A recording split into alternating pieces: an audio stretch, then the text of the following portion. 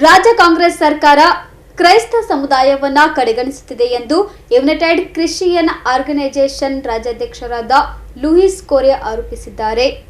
ನಗರದ ಪತ್ರಿಕಾ ಭವನದಲ್ಲಿ ಸುದ್ದಿಗೋಷ್ಠಿ ನಡೆಸಿ ಮಾತನಾಡಿದ ಅವರು, ಕಲ್ಯಾಣ ಕರ್ನಾಟಕದ 7 ಜಿಲ್ಲೆಗಳಾದ ಕಲಬುರಗಿ, ಯಾದಗಿರಿ, ಬೀದರ್, ರಾಯಚೂರು, ಕೊಪ್ಪಳ, ಬಳ್ಳಾರಿ, ವಿಜಯನಗರ ಜಿಲ್ಲೆಗಳಲ್ಲಿ ಕ್ರೈಸ್ತ ಸಮಾಜದವರ ಸಂಖ್ಯೆ ಕನಿಷ್ಠ 6 ರಿಂದ 7 ಲಕ್ಷ ಇದೆ.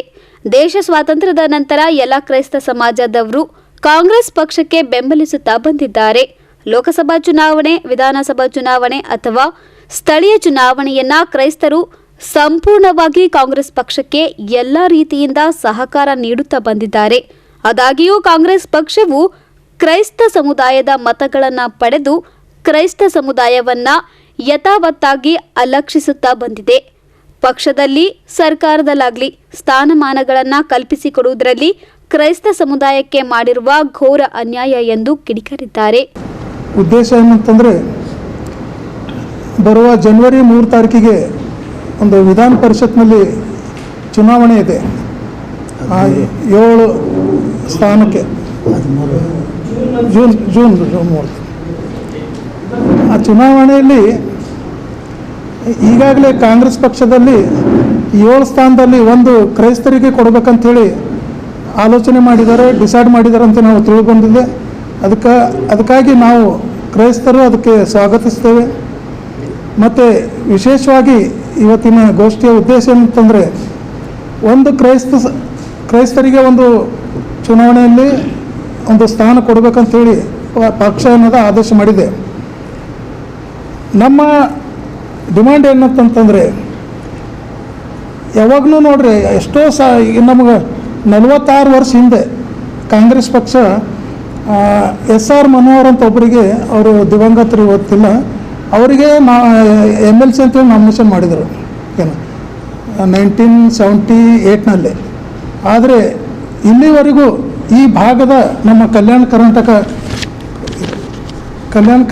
ಈ ಭಾಗದ ಯಾವೊಬ್ಬ ಕ್ರೈಸ್ತರಿಗೂ ರಾಜ್ಯ ಮಟ್ಟದಲ್ಲಿ, ಪಕ್ಷದಲ್ಲಾಗಲಿ ಅಥವಾ ಸರ್ಕಾರದಲ್ಲಾಗಲಿ ಇನ್ನುವರೆಗೂ ನಮಗೆ ಕ್ರೈಸ್ತರಿಗೆ, ಈ ಭಾಗದ ಕ್ರೈಸ್ತರಿಗೆ ಪ್ರಾಧಾನ್ಯತೆ ಕೊಟ್ಟಿಲ್ಲ. ಆದ ಕಾರಣ ನಾವು ಈ ಸಲ ನಮ್ಮ ಹಿರಿಯ ನಾಯಕರಾದ ಸುಮಾರು 47 ವರ್ಷದಿಂದ ಸಾಮಾಜಿಕ ಕ್ಷೇತ್ರದಲ್ಲಿ, ರಾಜಕೀಯ ಕ್ಷೇತ್ರದಲ್ಲಿ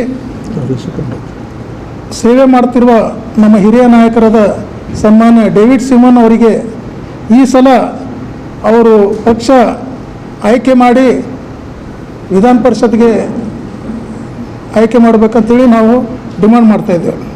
ಯಾಕಂದರೆ ಅನೇಕ ವರ್ಷಗಳಿಂದ ನಾವು ನೋಡ್ತಾ ಇದ್ದೇವೆ ಪ್ರಿಯರೇ, ಕ್ರಿಶ್ಚಿಯನ್ ಅಂದ ತಕ್ಷಣ ಎಲ್ಲ ಪಕ್ಷದ, ಕಾಂಗ್ರೆಸ್ ಆಯಿತು ಬೇರೆ ಯಾವುದೇ ಪಕ್ಷ ಇರಲಿ, ಕ್ರಿಶ್ಚಿಯನ್ ಅಂದ ತಕ್ಷಣ ಆ ಕಡೆ ಕರಾವಳಿ, ಮಂಗಳೂರು ಸೈಡೆ ಆ ಕಡೆನೇ ಕ್ರಿಶ್ಚಿಯನ್ರಿಗೆ ಅವರು ನೋಡ್ತಾರೆ, ಅಲ್ಲಿನವರಿಗೆ ಮಾಡಬೇಕಂತೇಳಿ ಅಲ್ಲಿನವರಿಗೆ ಚಾನ್ಸ್ ಸಿಗ್ತಾಯಿದೆ.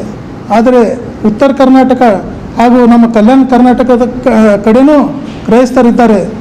ಸುಮಾರು ಇಂಡಿಪೆಂಡೆಂಟ್ ಆದಮೇಲೆ ಇಲ್ಲಿನ ತನಕ ಕ್ರೈಸ್ತರು ಈ ಭಾಗದಲ್ಲಿ ಎಲ್ಲೇ ಆಗಲಿ 100% ಯಾವುದೇ ಚುನಾವಣೆ ಇರಲಿ, ಲೋಕಲ್ ಬಾಡಿ ಇರಲಿ, MLA ಇರಲಿ, MP ಎಲೆಕ್ಷನ್ ಆಯಿತು, ಎಲ್ಲ ಎಲೆಕ್ಷನ್ನಲ್ಲಿ ಕ್ರೈಸ್ತರು 100% ಏನಿದೆ ಕಾಂಗ್ರೆಸ್ ಪಕ್ಷಕ್ಕೆ ಬೆಂಬಲಿಸ್ತಾ ಬರ್ತಾ ಇದ್ದಾರೆ.